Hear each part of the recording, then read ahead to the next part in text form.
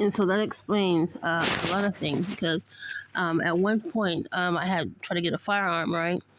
And I don't know. I know I didn't have no criminal background, no like that. You know, my ex and his attorney at the time, which is a judge now, they'll manipulate the records on on the court system and the Department of Justice. See, they had access to all that stuff, and that's the benefit of having somebody work in the system, the judicial system.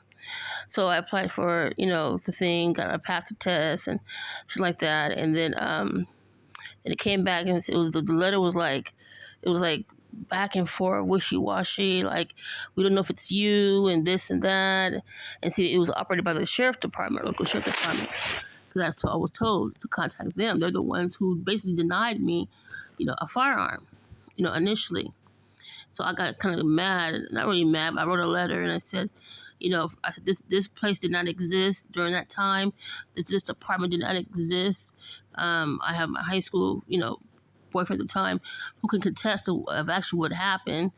And first they said I had destruction of property.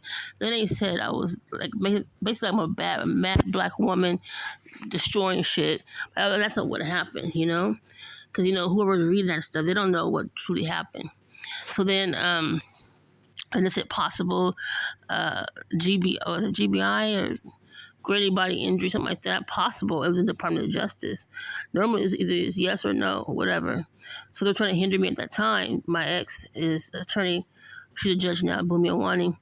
To be notarized, to have a daycare, because he's the one who, for somebody who just came from Africa, supposedly, and you know how to call CPS, and I didn't know this until 20 years later, if not. And I was shocked to read the reports because nobody talked to me about it. So, and then to be notarized, to have a daycare, to work in like a healthcare facility, that shit was looking at me like they scrutinized me. They got to pay for it, all of it. So anyway, long story. So then from there, I went round and round with it.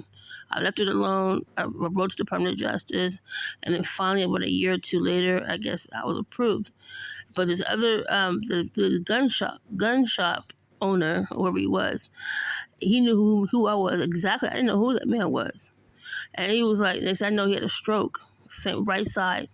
And the dude that were collaborating or helping him with his case, the child support case, he had the same type of stroke on his right side. They were all in cahoots together. You get it? And I was like, huh. So then it did brought me back again to think that